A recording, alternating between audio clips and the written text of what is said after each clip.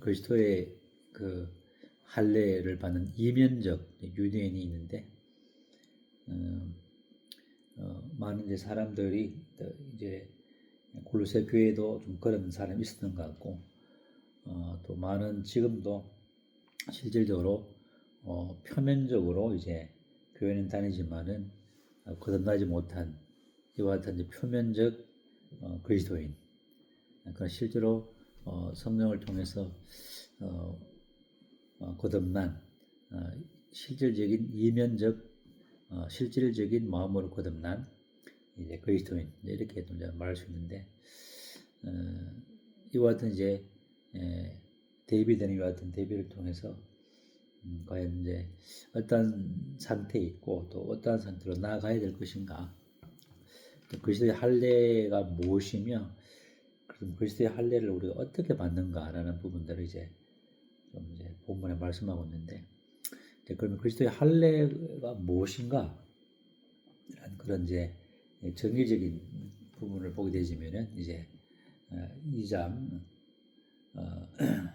11절에 보게 되면은 네가 손으로 하지 아니한 할례를 받았는데 손으로 하지 않은 그 할례는 곧 육의 몸을 벗는 것이다. 이게 바로 이제 그리스도의 할례와 동일한 의미인데 육의 몸을 벗는 것이나 그리스도의 할례를 받는 것, 또 이면적 유대인 마음의 할례 그런 의미와 같은 이제 의미가 되는데 그리스도의 할례라는 것은 육의 몸을 받는 것이 육적인 몸을 이제 벗는 것, 죄들의 삶과는 좀 다른 우리의 어떤 옛 사람을 벗어버리는 것, 그 다음에 옛 사람이 십자가에 못 박히는 것, 또 죄의 몸이 죽는 것 이런 것이 이제 육의 몸을 벗는 것, 그리스도의 할례에 대한 이제 개념이고 정의라는 것이죠. 우리가 13절 끝에 보게 되면은 우리의 범법함을 사하시고 우리가 주님의 그 보혈의 피로 우리의 죄들, 범법함, 허물과 죄를 이제 사하셨죠. 그래서 영원한 속죄함을 받은 또 범법함에서 우리가 용서함을 받은 그런 자가 이제 더 나아가야 될 것은 뭐냐면 그리스도의 할례를 받는 또 육체의 몸을 벗는 이런 죄까지 나아가야만이 이제 우리가 참된 이면적 그리스도인으로서 마음의 할례를 받은 그리스도인으로서 주님과 함께 또 영광스러운 삶을 살 수 있는 것을 보게 되면서 우리가 얼마나 육의 몸을 벗는 것이 얼마나 중요한가. 근데 육의 몸은 이제 옛 사람이죠. 3장 9절에 보게 되면 한 장 넘겨서 골로새서 3장 9절에 보게 되면 육의 몸이 뭐냐면은 내가 서로 거짓말을 하지 말라. 옛 사람과 그 행위를 벗어버리라. 육의 몸은 옛 사람이에요. 옛 사람. 아담으로부터 흘러내려오는 어떤 옛 사람의 몸, 아담의 DNA 이게 바로 육의 몸이고 이게 이제 어쩌면서 표면적인 인간, 죄를 지을 수밖에 없는 그냥 죄를 물마심 하듯 하는 이와 같은 옛 사람의 이와 같은 그런 모습이죠. 옛 사람을 벗어버리는 것이 바로 육의 몸을 벗는 것이고 그리스도의 할례다. 이렇게 이제 말씀드릴 수 있고 또 로마서 6장 6절에 보게 되면 손을 다 오게 되면 로마서 6장에 보게 되면은 로마서 6장 6절에 보게 되면은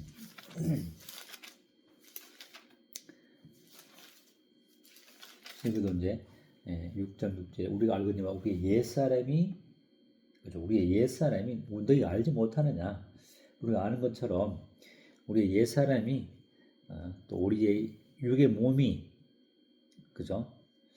옛사람이 육의 몸이 십자가와 예수님과 함께죠. 십자가에 못 박힌 것은 못이 박힌 거죠. 완료죠.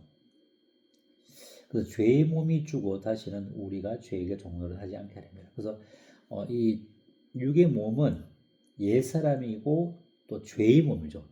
죄의 몸.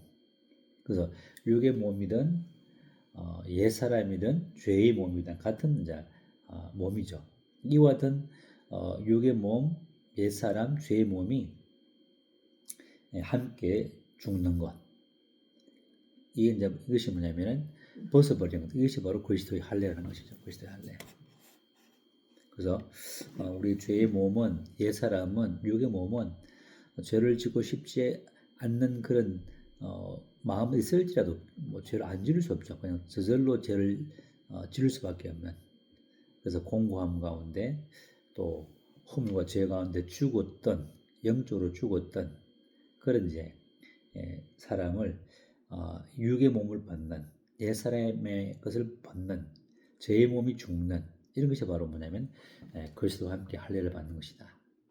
그런 이제 큰 정의라 볼 수 있고, 이렇게 그리스도의 할례를 받는, 또 죄의 몸이 죽고 옛 사람을 벗어버리고 육의 몸을 벗어버리게 하신 목적은 뭐냐면 이제 우리가 죄에게 종노를 하지 않기 위해서 6장 6절에 십자가에 못 박히게 한 것은 죄의 몸이 죽어서 죄의 몸이 죽어야만이 죄에게 종노할 수 없는 것이죠.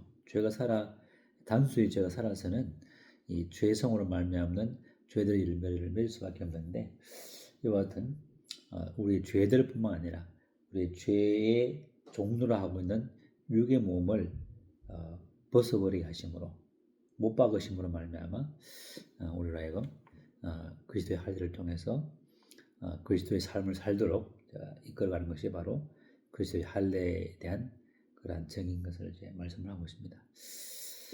다시 골로새서 2장으로 넘어와서 그렇다면 그리스도의 할례는 어떻게 받는가?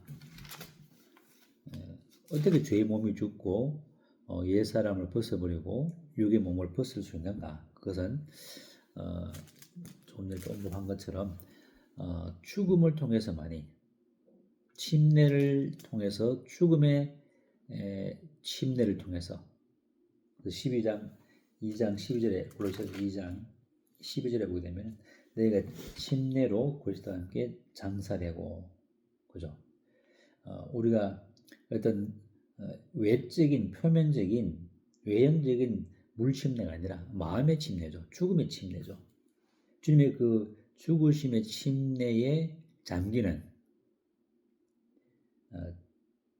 죽음의 침례에 함께 죽고 함께 장사되어지는, 이것이 통해서 우리가 그리스도의 할례를 받게 되고, 또 죄의 몸에서 죽게 되고 옛 사람을 벗어버리게 되고 육의 몸을 벗게 되는 거죠.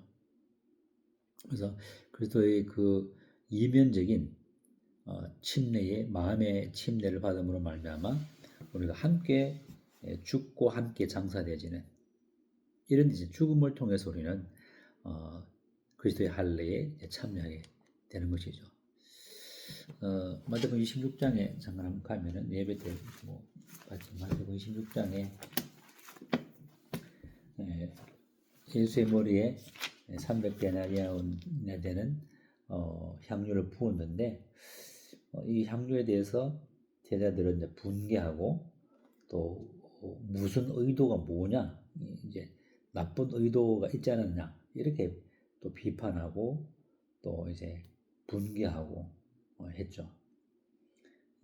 그러나 주님께서는 10절에 더럽게 하지 말라 하시고, 그가 내게 좋은 일을 했는데, 그 좋은 일이 뭐냐면은 12절에 내 몸에, 여자가 내 몸에 이 향유를 부어 내 장례를 위해서 준비했다, 부었다는 것이죠.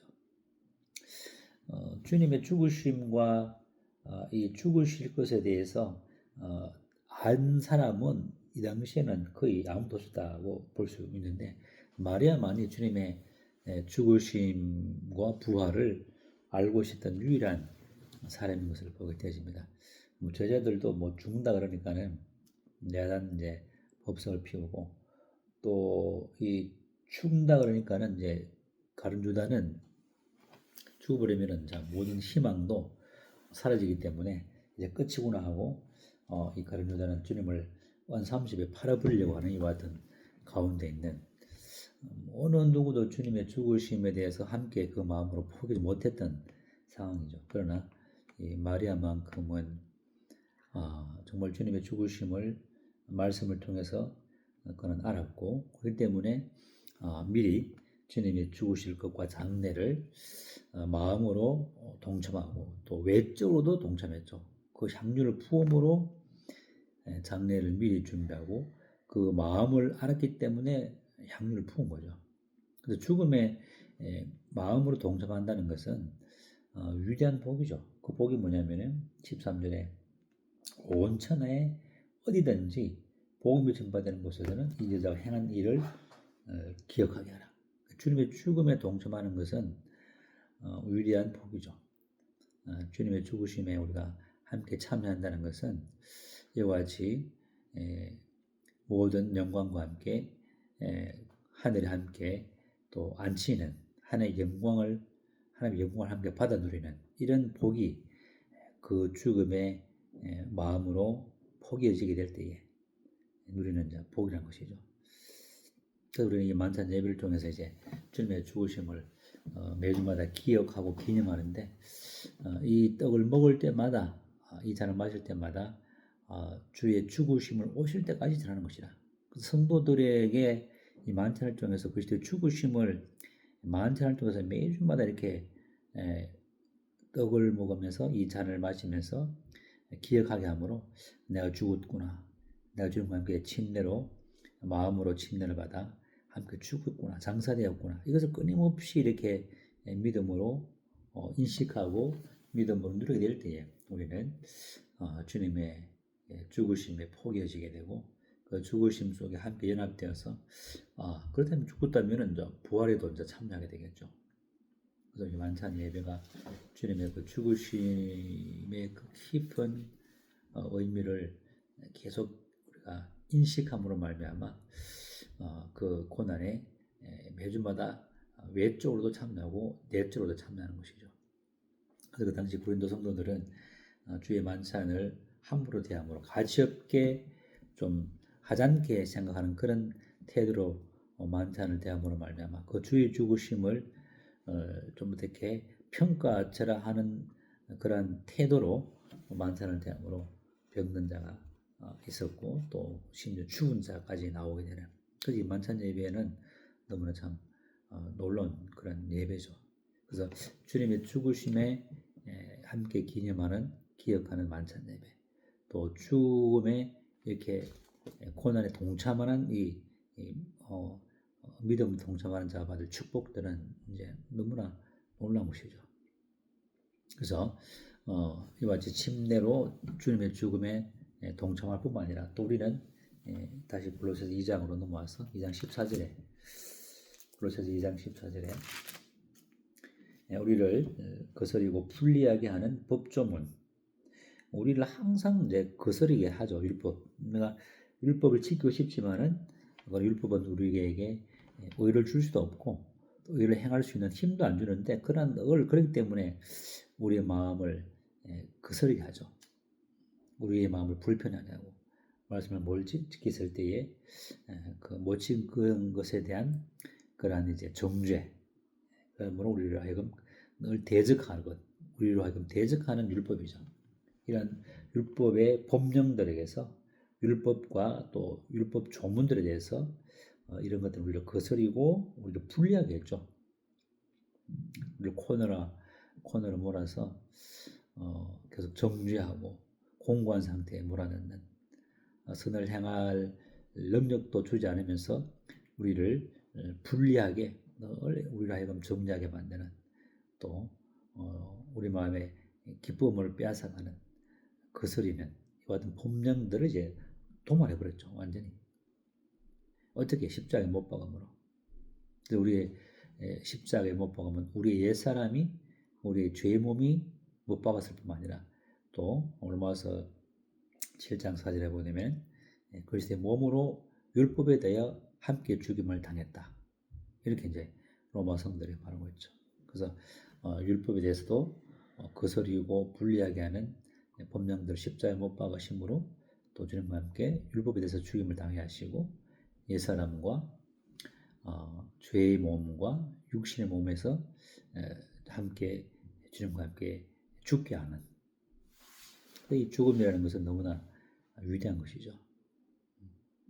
그리고 이와 같이 죽음을 통해서 우리는 그리스도의 할례에 참여하게 되어지고, 또 두 번째는 주님의 부활에 참여함으로 함께 일으키심을 받고 함께 살리심을 받음으로 말미암아 부활이죠. 그리스도를 죽은 자 가운데서 일으키신 하나님의 역사를 믿음으로 말미암아 우리가 함께 일으키심을 받는, 함께 살리심을 받는 부활에 참여하게 되어지고 그리스도의 할례에 참여하게 된다는 것이죠. 12절 2장 12절 그 하반부를 보게 되면 한그 장사되고 또 죽은 자들 가운데서 그를 일으키신 하나님의 역사를 믿음으로 말미암아 그 안에서 함께 일으키심을 받는. 어떻게 일으킴을 받는가? 어떻게 살리심을 받는가? 그것은 예수님을 죽은 자 가운데서 일으키신 하나님의 그 역사를 우리가 믿을 때에, 하나님은 아들 죽은 자 가운데서 살리신 것을 우리가 마음으로 믿을 때에 함께 우리는 일으킴을 받는, 함께 13절에 중간에 보면은 하나님이 그와 함께 너희를 하나님이 그와 함께 살리심을 받는, 일으키심을 받고 살리심을 받는 것이죠. 그래서 그리스도와 함께 일으키심을 받고 그리스도와 함께 살리심을 받기 위해서는 반드시 하나님께서 아들을 죽은 자 가운데서 살리신 것을 일으키신 하나님의 역사를 믿을 때에 그 팩트죠. 그 팩트를 우리가 인식하고 알게 되면 믿음이 오는 것처럼 믿을 때에 우리도 함께 일으키심을 받고 이제 하늘의 영역들에 이제 안치게 되는 것이죠. 그래서 이렇게 그리스도의 할례에 참여하는 것은 죽음과 부활을 통해서 또 율법에 대한 죽음도 포함되는 것이죠. 그래서 갈라디아서 2장 10절에 내가 그리스도와 함께 십자가에 못 박혔나니, 한번 볼까요? 갈라디아서 2장 10절 잘 아시지만 갈라디아서 2장 10절에 내가 그리스도와 함께 십자가에 못 박혔나니, 또 못 박혀 죽었죠, 그죠? 죽었나니 혼자 주님이 못 박힌 게 아니라